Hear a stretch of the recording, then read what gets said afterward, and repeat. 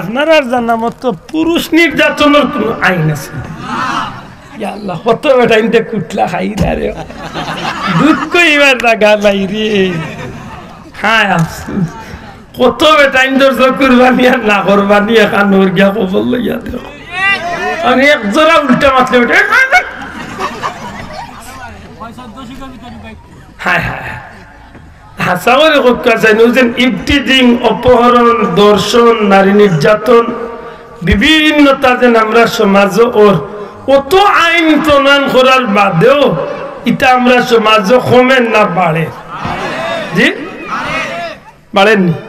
সেনেমা সাহেব হল তো আইনে বাড়ার কথা আছিল না, তো কমার কথা আছিল বলে এটা সারা হইল মানব রচিত আইন। মানব রচিত আইনে কোনো সময় এইসব জিনিসের অ্যাকশন উইথ নাই। ওয়াল্লাহে আল্লাহর কসম, যদি আল্লাহর আইন অর্থাৎ রাসূল আকরাম সাল্লাল্লাহু আলাইহি সাল্লামের মাধ্যমে আল্লাহ যে মহিলাগুলোর উপরে পর্দারে ফরজ করিয়া দিছেন, এই ফরজ বিধানটা যদি সমাজের সঠিক নিয়মে যদি চালু করিয়া দেওয়া ওই যায়, এই জমিনে কোনো আইন প্রণয়ন করার কোনো দরকার নাই। এই জমিনের একটা মহিলারও ইজ্জত নষ্ট হইছেও না, ওইতো না। মহিলাগুলোর ইজ্জতের হেফাজতকারী স্বয়ং আল্লাহ। দূরে কইতো এবার ঠিক না ঠিক নাই? আর তুলিয়া কই ঠিক না ঠিক নাই? আর দূরে কই ঠিক না ঠিক নাই? কারণ এই মহিলাগুলোর মালিক কে? দূরে কই ইজ্জতের মালিক কে? হুরমতের মালিক কে? সবকিছুর মালিক হইলা আল্লাহর কথারে যখন বন্দা ঠিক মতো পালন করি লাইব, তখন এই বন্দার হেফাজতকারী কে? কেনে আল্লাহ নবীর মাধ্যমে আল্লাহ জাহিলিয়তের যুগের মহিলাগুলোর কথা স্মরণ করাইয়া দিয়া আল্লাহ কইলা যে আমার হাবিব, আপনি আপনার উম্মত মহিলা হল আমার বান্দিওগুলোরে আপনি শুনাইয়া দেখা, তারা যেন জাহিলিয়তের যুগের নারীগুলোর মাঝে উলঙ্গ অর্থাৎ বেপর্দা হইয়া যেন তারা গরুর বাহিরে না বার।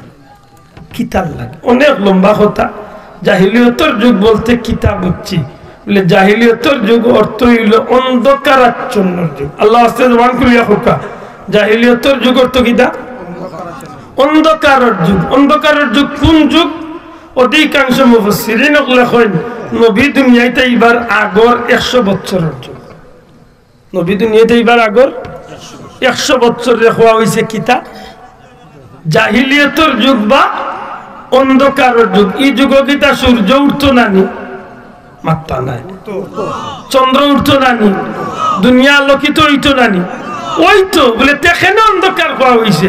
বলে এই জমিনের মাঝে চুরি, ডাকাতি, রাহাজানি, অপহরণ, দর্শন, খারাপ কাম বলতে যত ধরনের খারাপই হইতে পারে, একেবারে দুনিয়ার সব ধরনের নেককারজনক খারাপের চূড়ান্ত পর্যায়ে দুনিয়ার মানুষ গিয়া পৌঁছে গেছিল। বিশেষ করে নারী জাতীয় কোন ইজ্জত বলতে এই সমাজে কোন জিনিস আসিল না।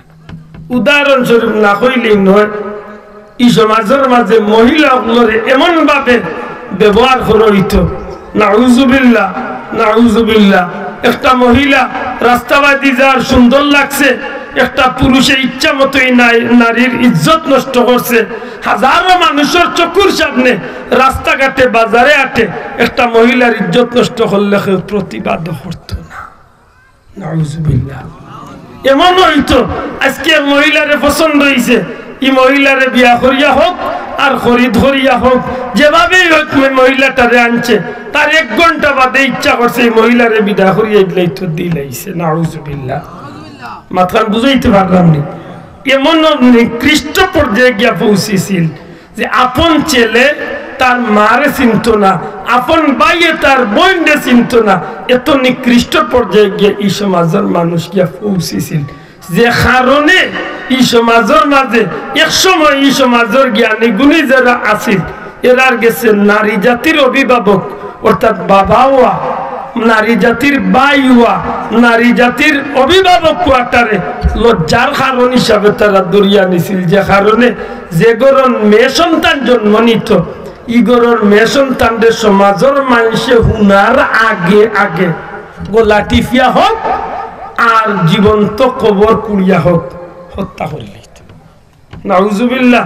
আজ পর্যন্ত মক্কাত যে জায়গাতে আমরা উমরার এহরাম বান্দার লাগি আয়েশা মসজিদে যাই যেন গাড়ি গিয়া উঠি ও জায়গার মাঝে এখনো এই কবরস্থানটা আছে যে একটা হইল মক্কার জিন্দা কবরস্থান, যে কবরস্থানের মাঝে জীবন্ত মেয়ে হল দিয়ে হত্যা করা হয়েছিল। নাউজুবিল্লাহ। এত কঠিন পর্যায়ে যখন এই সমাজ গিয়া পৌঁছেছিল সেই সময় আকা মৌলা তাজদার মদিনা নূরে মুজাসসম সরকারে দু আলম নবীউল আম্বিয়া রাসূল কুল সরদার হুজুরে পাক সাল্লাল্লাহু আলাইহি সাল্লাম রে আল্লাহ রহমতের নবী বানাইয়া রহমাতুল লিল আলামিন বানাইয়া এই জগৎবাসীর লাগি আল্লাহ নবীরে আল্লাহ পাঠাইয়া দিয়েছে সুবহানাল্লাহ। আর এই নবীর জুহুরে নবুয়ত নবুয়তি প্রকাশ হইবার আগেও আমার নবীর দ্বারা আল্লাহ এই জমিনের সবচেয়ে অবহেলিত জাতি, সবচেয়ে নির্যাতিত জাতি, সবচেয়ে নিপীড়িত জাতি মহিলা জাতির ইজ্জতরে বাড়াইবার লাগি আমার নবী যুবক মোহাম্মদ মুস্তাফা সাল্লাল্লাহু আলাইহি সাল্লাম যে সময় 25 বছরের যুবক, ওই সময় একজন আরবের বৃদ্ধা মহিলা, একজন বিবাহিত মহিলারে আমার নবী যে জীবন সঙ্গিনী করিয়া কিয়ামত পর্যন্ত নারী জাতির ইজ্জতরে আমার নবীর দ্বারা আল্লাহ উপরে উঠাইয়া দিয়েছে। বা বড় করে হোক সুবহানাল্লাহ। আমার ভাই হল বন্ধু হল এই নবীর দ্বারা কিয়ামত পর্যন্ত ইসলাম ধর্মের ভিতরে আল্লাহ নারী জাতির সম্মান বাড়াইয়া দিয়েছে সুবহানাল্লাহ। বড় কষ্ট লাগে এই নারী জাতির আল্লাহ পর্দা ফরজ করিয়া দিয়া মহিলাগুলোর জুলুম করছেন, মহিলাগুলোর উপরে জুলুম করছেন না দয়া করছেন? জুলুম না দয়া? অবশ্যই দয়া করছেন। কারণ এই নারী জাতি হইল মায়ের জাতি, এই জাতির দ্বারা আল্লাহ জমিনে মানুষ সন্তান দিব। আর এই মায়ের জাতি যদি সত্যিকার অর্থে আল্লাহর হুকুম নবীর তরিকা মতো জীবন যাপন করে তাইলে নবী দুনিয়ায় তাইবার রাস্তা যদিও বন্ধ হয়ে গেছে, আল্লাহ আমার নবীর দ্বারা খাতামুন নবীন করিয়া নবী হল দুনিয়ায় তাইবার পথ শেষ হয়ে গেছে ঠিক, কিন্তু কিয়ামত পর্যন্ত আল্লাহ রাসূলের উম্মতের দ্বারা আল্লাহর দ্বীনই জমিনে টিকিয়া থাকতে হইলে ওয়ারাসাতুল আম্বিয়া সত্যিকার অর্থে উলামায়ে হযরত ওয়া ওলি আল্লাহ হল যারা এই জমিনে কিয়ামত পর্যন্ত আইবা। আর এই জাত আইতে হইলে এক গুরু মায়ের দরকার। আর ই মা হইলা ঔসব মা হল যারা আল্লাহর বিধানে নবীর তরিকা মতো পর্দা পুশিদার সহিত জীবন যাপন করিয়া জীবন তনে যাইবা। তারার মাধ্যমে আল্লাহ নবীর সঠিক উম্মত হল এই জমিনে কিয়ামত পর্যন্ত আইবা। আমার খান মাত্রান বুঝাইতে পারছি না, এখন বুঝিয়া থাকলে পর্দার গুরুত্ব আছে নি না নাই? মাতক আছে নি? আর পর্দার গুরুত্ব নাই কার গেছে বলে যেন বেঈমান। তসলিমা নাসরিন ইমানদার না বেঈমান? গৌর জন্ম নিছিল মুসলমানের কিন্তু তাই বেঈমান। কেন বেঈমান?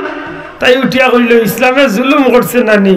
কিলা জুলুম করছে বলে এক পুরুষে চাইর মহিলা বিয়া করতে পারেন, আমরা বেটিনতে কি তার দোষ করছি? এক বেটিয়ে চাইর বেটা একলগে বিয়া করলে অসুবিধা কি? ই বইতলটা বুঝাইতে গেলা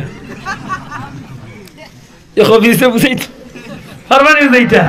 তাই তো হবিস নি উঠিয়া কইছিল আমার পেট তো আমার, হুনুকা মাথর বাসাটা উঠিয়া কইল আমার পেট তো আমার, আমার পেটও খালি স্বামী বাচ্চা দিব তার অধিকার খেয়ে দিছে।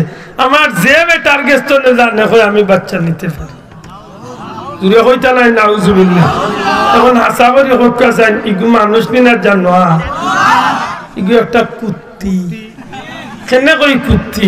আমরা দেশে বাদ ভাসাইলে একটা কুত্তির লোকে কত কুত্তার লোক ধরে না মাত্তা নাই, লোক ধরেনি ধরে বাদ মাস গিয়ালে আরে কটা কুত্তা থাকেনি। ও গুড় খাইছিল তাইছিল ও বললাম গালিয়াই মনে মনে হাসাবরি হকা চাই এই ধরনের হবিসনি দিয়ে ছাড়া আর কিতা কইবা আপনি? আর কিছু কইতে পারবাই সাহেব? ও আরো হবিসনি এগু কি গুই নাম বুঝিল জাহান্নার ইমাম, কোন মসজিদের ইমাম জানি না, তাই কোন মসজিদ দুজখের মসজিদ দুজখের ইমাম হইতে পারে। এ বেহায়ার উড়িয়ে উঠিয়া কই দিল ও ঢাকা শহর তো মসজিদের শহর, একলগে যখন আজান হয়ে বুঝা যায় সারাটা ঢাকার মাটিত আজান হইতে আছে। সুবহানাল্লাহ। উঠিয়া কইল আজানের শুরু নিয়া কইল আজানের ধ্বনি আমার কাছে অত খারাপ লাগে জেলা একজন নির্যাতিত মহিলার উপরে নির্যাতন করলে মহিলা নির্যাতন স্বীকার করিয়া চিৎকার করে নাউজুবিল্লাহ নাউজুবিল্লাহ। এত খারাপ কথা চিন্তা করে নির্যাতিতা মহিলারে নির্যাতন করলে যেভাবে মহিলা চিৎকার করে ওলা বুঝিল আজানোর ধ্বনি তাই গেছে ওলা খারাপ লাগে মাত বুঝছেন নি ইমানদারিত রয়েছেন না বেঈমান হইছেন আত্মা না ইমানদার না বেঈমান বেঈমানের লাগি পর্দা আসেনি পর্দা খাল লাগি মাত্রা না পর্দা খাল লাগি আর ইমানদার মুসলমানের লাগি পর্দা কিতা ফরজ দূরে কথা পর্দা করা কিতা ফরজ। এই কারণে আল্লাহ ফরমান ইয়া আইয়ুহাল্লাযীনা আমানু দুখুলু ফিস সিলমি কাফা। ও ইমানদার হল তুমি তাই ইসলামের ভিতরে পুরাপুরি ভাবে হামাও।